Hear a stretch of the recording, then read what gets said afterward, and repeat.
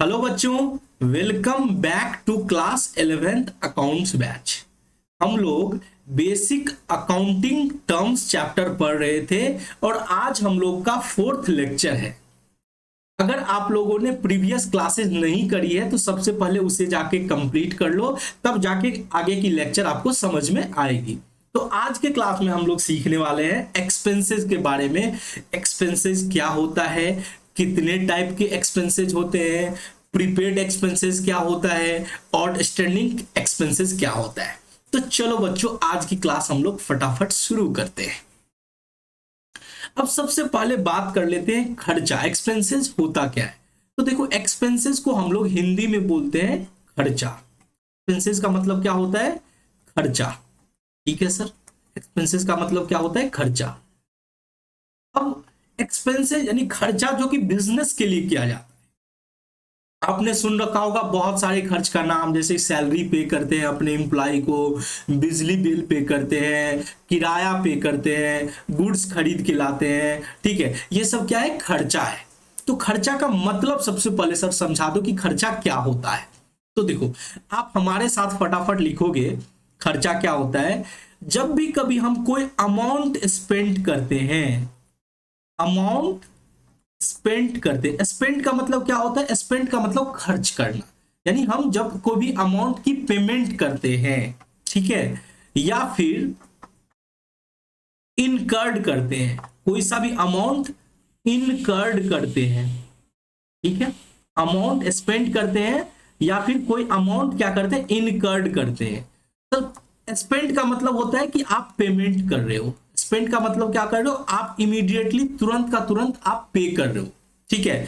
Incurred का मतलब हुआ कि हमने खर्च कर दिया, ठीक है, लेकिन अभी पेमेंट नहीं हुई है। ठीक है। तो अगर कभी भी हम कोई अमाउंट स्पेंड करते हैं या कोई अमाउंट इनकर्ड करते हैं, ठीक है, किस चीज के लिए? To earn money. Amount spend करते हैं या अमाउंट इनकर्ड करते हैं to earn revenue, to earn revenue. ठीक है। तो उसी को क्या बोला जाता है? उसी को बोला जाता है एक्सपेंसेस। यानी हमने कोई अमाउंट स्पेंड करी या कोई अमाउंट इनकर्ड करी टू अर्न रेवेन्यू। अब देखो बच्चों, ये जो हमने अमाउंट स्पेंड किया या फिर इनकर्ड किया, अब ये दो चीज के लिए हो सकता है। हम जो अमाउंट स्पेंड करते हैं वो दो चीज के लिए हो सकता है। या तो हो सकता है गुड्स के लिए, फॉर, ठीक है, या तो हो सकता है ये गुड्स के लिए, या फिर हो सकता है सर्विस के लिए, या फिर क्या हो सकता है? सर्विस के लिए। ठीक है। या तो हम गुड्स के लिए अमाउंट स्पेंड कर सकते हैं या फिर सर्विस के लिए अमाउंट स्पेंड कर सकते हैं। अब जैसे कि एग्जांपल देके समझ लो कि एग्जांपल, अब देखो, जैसे कि आपने गुड्स खरीदा, रॉ मटेरियल, आप जिस चीज का बिजनेस करते हो उसको, उस प्रोडक्ट को बनाने के लिए आपको रॉ मटेरियल चाहिए। तो आप उस रॉ मटेरियल को खरीद के लाए, तो ये गुड्स के लिए किया गया खर्चा है। इसको क्या बोलेंगे? Purchase of goods. Purchase of goods, आपने गुड्स खरीदने के लिए खर्चा किया। गुड्स का मतलब क्या? Raw material. गुड्स का मतलब रॉ मटेरियल। आप रॉ मटेरियल के लिए आपने खर्चा किया। या फिर आप कोई प्रिंटिंग एंड स्टेशनरी के लिए आपने खर्चा किया। प्रिंटिंग एंड स्टेशनरी के लिए आपने खर्चा किया। ठीक है। या फिर आप अपने एसेट के ऊपर डेप्रिसिएशन चार्ज करना चाहते हो, आप अपने एसेट को कम करना चाहते हो, तो उसके लिए हम लोग वर्ड यूज करते हैं डेप्रिसिएशन। तो हम डेप्रिसिएशन भी चार्ज कर सकते हैं on fixed assets. Depreciation charge on fixed asset. ठीक है। तो ये सब जो है गुड्स के लिए किया गया खर्च है, गुड्स के लिए। अब हम लोग बात कर लेते हैं कि सर्विस के लिए जो खर्चा करते हैं, जो सर्विस के लिए खर्चा करते हैं। जैसे इसका अगर एग्जांपल की बात करूं तो इसका एग्जांपल क्या होगा? जैसे हम किसी स्टाफ के लिए को सैलरी देते हैं, तो स्टाफ मेरे यहाँ काम करता है यानी सर्विस प्रोवाइड करता है, और उस सर्विस के लिए हम उसको सैलरी पे करते हैं। हम किसी व्यक्ति का मकान यूज कर रहे हैं अपने बिजनेस के लिए, तो उसके लिए हम रेंट पे करते हैं। ठीक है, हम बिजली यूज करते हैं, इलेक्ट्रिसिटी यूज करते हैं, तो उसके लिए इलेक्ट्रिसिटी का सर्विस यूज करते हैं, उसके लिए हम इलेक्ट्रिसिटी पे करते हैं, इलेक्ट्रिसिटी पेड। उसी तरह से हम अगर कभी कोई एडवर्टीजमेंट कराते हैं तो एडवर्टीजमेंट पे करते हैं। तो ये सब क्या है, ये सब एक्सपेंसेस है, ये सब क्या है, ये सब एक्सपेंसेस के कैटेगरी में आता है।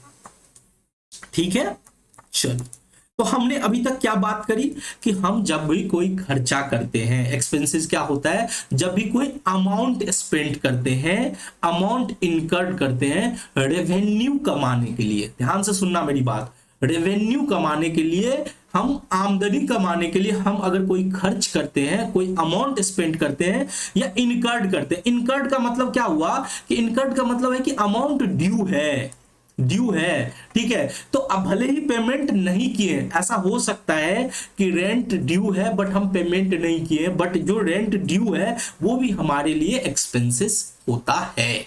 ठीक है, चलो, तो आई होप क्लियर हो गया होगा कि खर्चा क्या होता है। खर्चा होता है जो भी अमाउंट स्पेंड और इनकर्ड करते हो रेवेन्यू कमाने के लिए, उसे हम क्या बोलते हैं, एक्सपेंसेस बोलते हैं।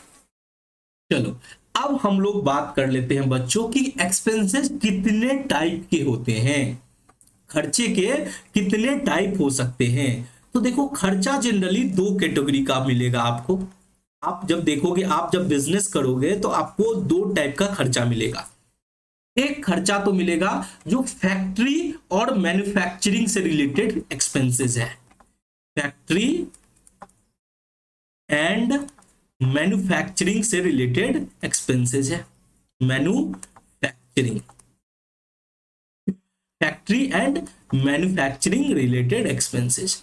अब देखो क्या होता है कि अगर आप जिस चीज का धंधा करते हो उसके लिए आप कोई प्रोडक्ट और कोई सर्विस बनाते होंगे, देते होंगे, ठीक है, तो उसका जो काम होता है वो फैक्ट्री में होता है। तो जो फैक्ट्री और मैन्युफैक्चरिंग से रिलेटेड एक्सपेंसेस एक कैटेगरी का हो सकता है। दूसरा कैटेगरी हो सकता है कि वो other than factory and manufacturing यानी ऑफिस रिलेटेड एक्सपेंसेस हो। वो क्या हो, office related expenses, office related expenses.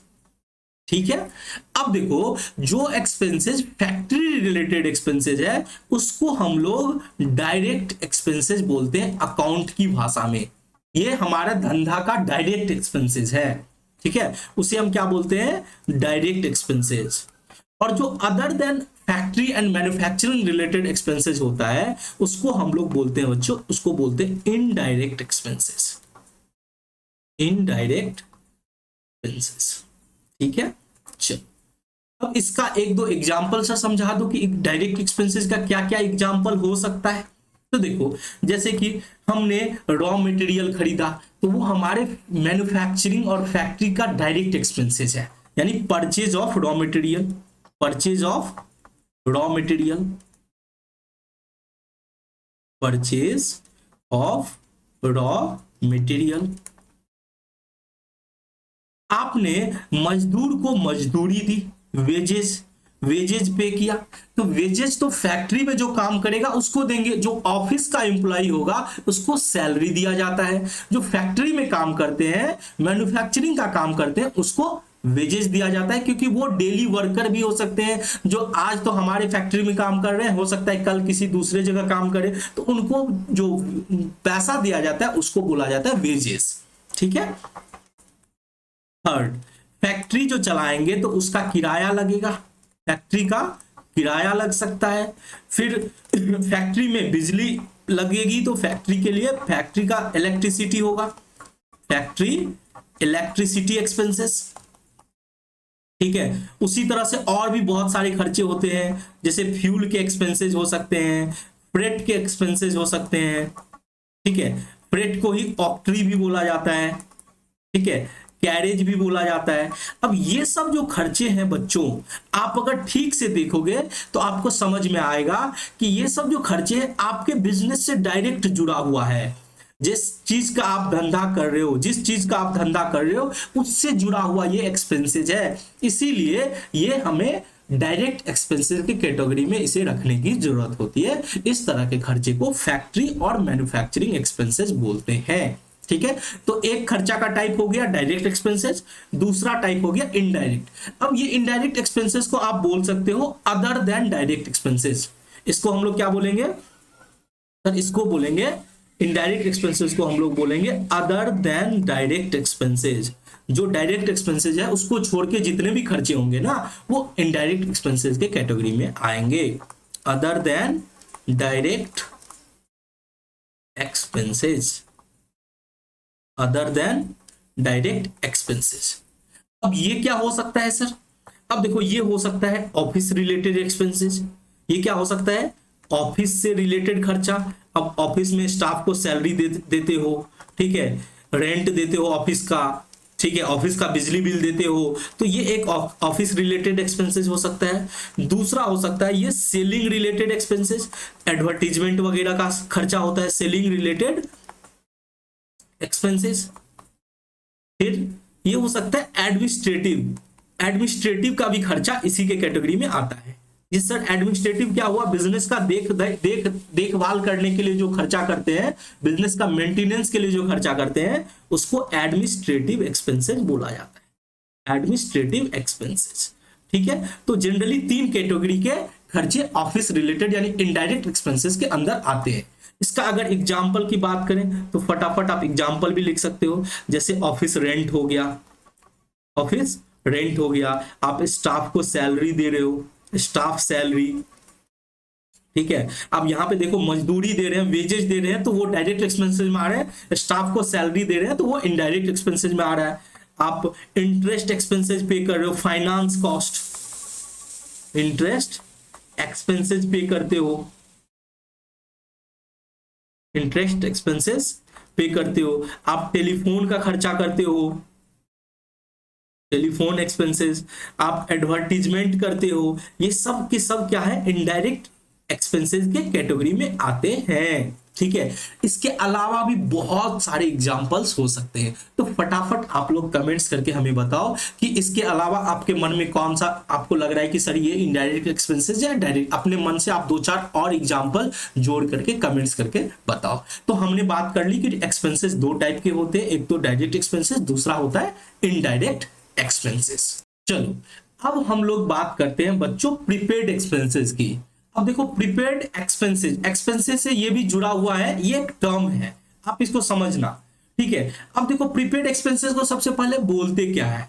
Prepaid expenses का मतलब होता है ऐसा खर्चा जो हम एडवांस में पे कर देते हैं, ऐसा खर्चा जिसकी पेमेंट एडवांस में कर देते हैं, जिसकी पेमेंट एडवांस में कर देते हैं।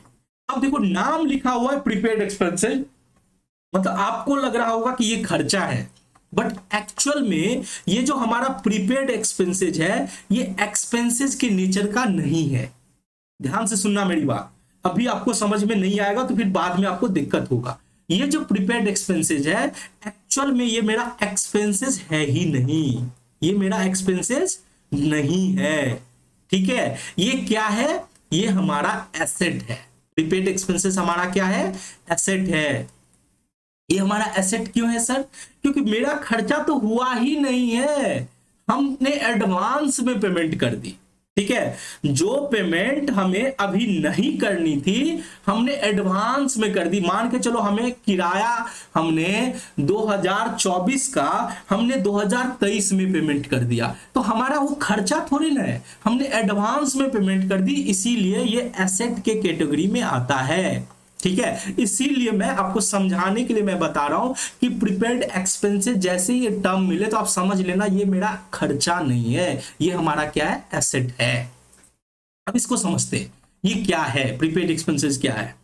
तो प्रीपेड एक्सपेंसेस को बोलेंगे, देखो एक्सपेंसेस, एक्सपेंसेस जो पेड हुआ है करंट ईयर में, एक्सपेंसेस जो पेड हुआ है करंट ईयर में, हमने करंट ईयर में इसकी पेमेंट तो करी है, पेड हुआ है करंट ईयर में, बट ये रिलेटेड है, बट ये रिलेटेड है to next financial year, but related to next financial year, related to next financial year. अब इसको समझते हैं। ठीक है, सबसे पहली बात, ऐसा कोई खर्चा जिसकी हमने पेमेंट तो कर दी है, ऐसा कोई खर्चा जिसकी हमने पेमेंट तो कर दी है, पेड तो कर दिया है करंट ईयर में, पेड हमने करंट ईयर में कर दिया है, बट हमारा ये इस साल का खर्चा है ही नहीं, ये तो हमारा अगले साल का खर्चा है, नेक्स्ट फिनेंशियल ईयर का खर्चा है, इसीलिए हमारा ये खर्चा नहीं हुआ, हमारा ये क्या हो गया, एसेट के नेचर का हो गया। इसको समझते हैं, इसको हम लोग एग्जाम्पल के थ्रू समझते हैं। मान के चलो कि आपने एक इंश्योरेंस प्रीमियम की पेमेंट की, इंश्योरेंस प्रीमियम पे किया, इंश्योरेंस प्रीमियम पे किया ₹10,000 का, 10,000 का इंश्योरेंस प्रीमियम पेमेंट किया ऑन 1 अक्टूबर 2022। ठीक है, आपने 2022 को 1 अक्टूबर को 10,000 पेमेंट किया फॉर 1 ईयर, एक साल का आपने इंश्योरेंस प्रीमियम पे किया फॉर 1 ईयर। अब जरा इसको ध्यान से सुनना, ठीक है, आपको अभी का भी प्रीपेड एक्सपेंसेस समझ में आ जाएगा। आपने 10,000 की पेमेंट की 1 अक्टूबर 2022 को। अब मैं मान के चलता हूं कि आपका जो बुक्स क्लोज होता है 31 मार्च को क्लोज होता है, ठीक है, आपने जो प्रीमियम की पेमेंट करी है वो करी है 2022 के 1 अक्टूबर को, 1 अक्टूबर को, ठीक है। आपका जो साल क्लोज होता है, आपका जो बुक्स क्लोज होता है वो मार्च में क्लोज होता है, 31 मार्च को आपका बुक्स क्लोज होता है, ठीक है। तो आपका बुक्स कब क्लोज हुआ होगा सर, 2023 के 31 मार्च को हमारा बुक्स क्या हुआ होगा, क्लोज हुआ होगा। देखो, जब बुक्स क्लोज होता है तो हमें यह ध्यान रखना होता है कि जो भी हम खर्चा करते हैं उस साल का, उस खर्चे को हमें उसी साल बुक्स में दिखाना पड़ता है, ठीक है। तो आप जरा सोचो कि यहां पे आपने इंश्योरेंस प्रीमियम की पेमेंट करी थी 10,000 की, यहां पे आपने इंश्योरेंस की प्रीमियम पे करी थी 10,000 का, प्रीमियम कितने का पे करा था, 10,000 का, बट ये 1 साल के लिए था, 1 साल का था। तो आप जरा सोचो कि आपका जो ये साल है, जिस साल आप बुक्स क्लोज कर रहे हो, 2022 के 1 अक्टूबर से लेके 2023 के 31 मार्च तक कितने महीना होता है, 6 मंथ। ये जो 10,000 का आपने प्रीमियम पे किया वो तो 1 साल के लिए पे किया, यानी 2000, आप बोल सकते हो कि आपने जो प्रीमियम पे किया है वो 2023 के, ठीक है, 2023 के 1 अक्टूबर तक का प्रीमियम आपने पेमेंट कर दिया। आपने तो पूरे साल भर का प्रीमियम पेमेंट किया है, पूरे 12 महीने का प्रीमियम पे किया है। तो आप जो 6 महीने का प्रीमियम पे किया है वो तो करंट ईयर के लिए है, बाकी जो 6 महीने बचा, ठीक है, आपने तो पूरे साल भर का पेमेंट किया है, तो बाकी का जो 6 मंथ बचा वो तो अगले साल से बिलोंग करता है। तो ये जो 6 मंथ का है ये तो हमारा एक्सपेंसेस कहलाएगा, ठीक है, यानी 10,000 का 6 मंथ डिवाइड बाय 12 कितना हो जाएगा, 10,000 का 6 मंथ डिवाइड बाय 12 यानी 5,000 का तो आपका खर्चा कहलाएगा। लेकिन आपने जो नेक्स्ट 6 मंथ के लिए पे कर दिया ये आपका क्या बन जाएगा, यहां से लेके यहां तक का बन जाएगा आपका प्रीपेड एक्सपेंसेस। क्या बन जाएगा, ये बन जाएगा प्रीपेड एक्सपेंसेस, यानी ये आपका एक्सपेंसेस था, बाकी का 6 महीने का प्रीपेड एक्सपेंसेस ये आपका एसेट रहेगा, क्योंकि अभी तो आपको पे करना नहीं था, आपने एडवांस में पे कर दिया। तो 10,000 का 6/12 यानी 5,000 आप तो खर्चा दिखाओगे, 5,000 आप उसे प्रीपेड एक्सपेंसेस के रूप में बुक करोगे, ये खर्चा नहीं आपका एसेट बन जाएगा। यानी आपने 10,000 का आपने प्रीमियम पेमेंट करा, बट इस 10,000 में 10,000 में 5,000 तो आपका खर्चा हो गया, 5,000 खर्चा हो गया जो आपने बुक्स क्लोज किया 31 मार्च को, तो आपने बुक्स के अंदर 5,000 दिखाया होगा खर्चा के रूप में। बाकी का जो 5,000 है वो आपका प्रीपेड एक्सपेंसेस होगा, और ये खर्चा जो है ये खर्चा कहाँ जाएगा, एसेट के रूप में दिखाया जाएगा, इसे हम एसेट बोलेंगे ना कि इसे एक्सपेंसेस बोलेंगे। तो आई होप आपको समझ में आ गया होगा प्रीपेड एक्सपेंसेस क्या होता है। वैसे इस प्रीपेड एक्सपेंसेस के बारे में बहुत ही डिटेल आगे चल के भी जब आप जर्नल वगैरह सीखोगे तो इसमें हम लोग फिर से हम इसको डिस्कस करेंगे, पूरा अच्छे से समझ में आ गया होगा। अभी बस आप इतना समझ लो, प्रीपेड एक्सपेंसेस का मतलब होता है जो खर्चा हम एडवांस में पे कर देते हैं, इस साल का नहीं होता है, अगले साल का खर्चा हम अभी पे कर दिए, ये खर्चा, इसको हम खर्चा नहीं बोलेंगे। भले ही नाम के आगे खर्चा लगा दिया, नाम के आगे खर्चा लगाने से कोई खर्चा नहीं बन जाता। अगर ऐसा होता तो प्रीपेड एक्सपेंसेस को भी हम पीएल अकाउंट में दिखाते, हम खर्चे के रूप में दिखाते, बट नहीं, प्रीपेड एक्सपेंसेस भले ही नाम के आगे खर्चा लगा हुआ है, बट ये हमारा एसेट होता है। ये किस कैटेगरी में आएगा? एसेट के कैटेगरी में आएगा। तो आई होप आपको अच्छे से समझ में आ गया होगा। अब देखो बच्चों, आपको एक और टर्म मिलेगा, आउटस्टैंडिंग एक्सपेंसेस करके।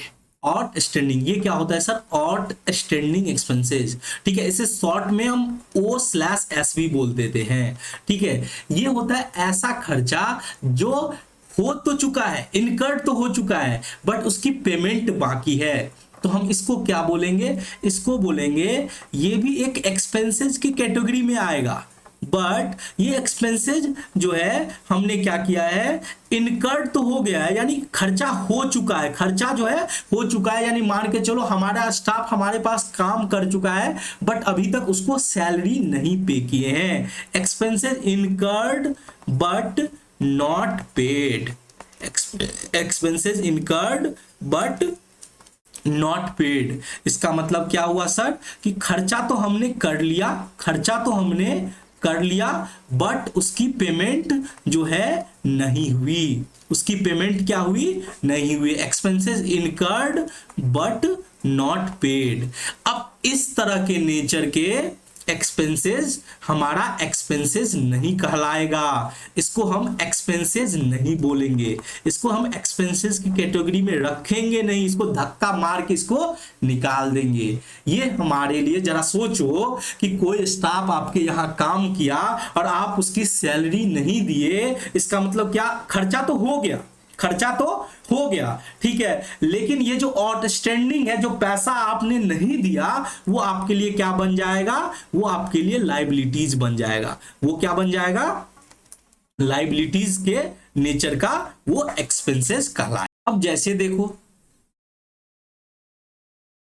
आपने रेंट पे किया, आपका रेंट जो है, एग्जाम्पल मैं आपको दिखाता हूं, आपका जो रेंट है वो ₹10,000 पर मंथ है, ₹10,000 पर मंथ है, और आपने मार्च की रेंट की पेमेंट नहीं की, आपने रेंट नहीं पे किया, rent not paid for March 2023।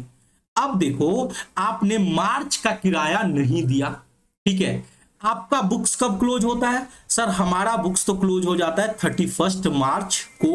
31 मार्च को हमारा जब बुक्स क्लोज हुआ होगा 2023 में, तो आपने खर्चा तो पूरा दिखाया होगा, पूरा खर्चा तो आपने ऑलरेडी दिखा दिया, लेकिन मार्च महीने की आपने पेमेंट नहीं करी, तो एक महीने का रेंट आपका आउटस्टैंडिंग रेंट कहलाएगा। एक महीने का रेंट जो है 10,000 आपका क्या कहलाएगा?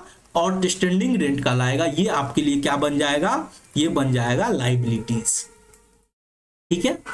तो क्लियर हो गया कि हमने बात करी प्रीपेड एक्सपेंसेस की, हमने बात करी आउटस्टैंडिंग एक्सपेंसेस की।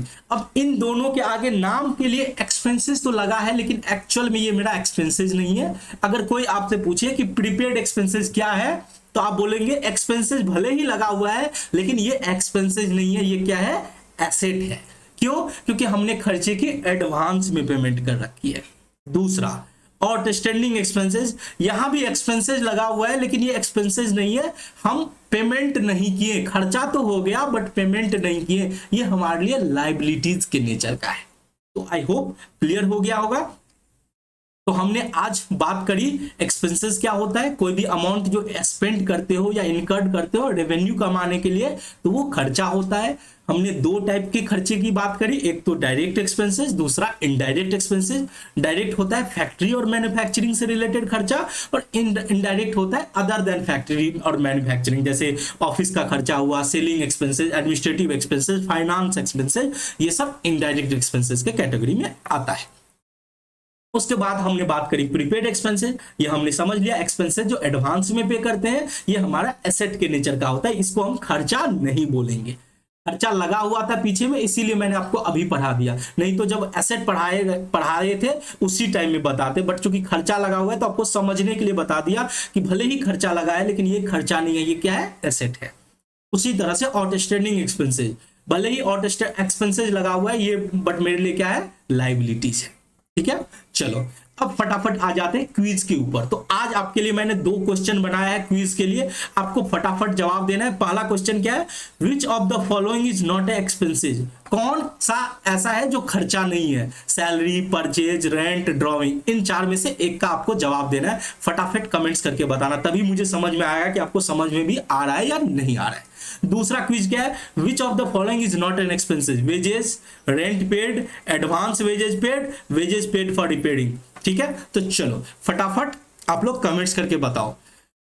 आज के क्लास के लिए हम लोग यहीं पे खत्म करते हैं, नेक्स्ट क्लास में फिर हम लोग नए नए अकाउंटिंग टर्म्स सीखेंगे। देखो ये जो चैप्टर है ना, बहुत ही आराम से सीखना है और बहुत ही डिटेल में सीखना है, क्योंकि देखो हर एक कॉन्सेप्ट, हर एक टर्म्स को अगर अभी समझ लोगे तो जब आगे चल के नया नया चैप्टर आएगा ना, उसमें जो वो टर्म यूज होगा तो आपको समझ में आएगा। जैसे हम जर्नल चैप्टर पढ़ेंगे, लेजर, ट्रायल बैलेंस पढ़ेंगे, तो आप जब प्रीपेड, किसी खर्चा में प्रीपेड लगा हुआ देखेंगे तुरंत समझ जाओगे कि ये सर ने समझाया था कि ये खर्चा नहीं होता, ये तो एसेट होता है। उसी तरह से अगर कहीं आउटस्टैंडिंग दिखेगा तो आपको समझ में आ जाएगा कि सर ने समझाया था कि ये खर्चा नहीं है, ये लाइबिलिटीज है। तो अभी जो आपको पढ़ा रहा हूं ना, बेस बिल्डिंग का काम कर रहा हूं। ठीक है, अभी अगर अच्छे से समझ लिए ना तो फिर आगे आने वाला चैप्टर में आपको दिक्कत नहीं होगा। तो चलो इसी तरह से पढ़ाई करते रहना मन लगा के, और आप लोग फटाफट बताओ अगर कहीं भी आपको डाउट होता है तो आप जरूर कमेंट्स करना, क्योंकि आप अपना डाउट इमीडिएटली क्लियर नहीं करोगे तो बाद में जाके बहुत दिक्कत होगा। ठीक है, तो आप लोग फटाफट अच्छे से मन लगा के पढ़ाई करो। तो चलो मिलते हैं नेक्स्ट क्लास में, तब तक के लिए जय हिंद।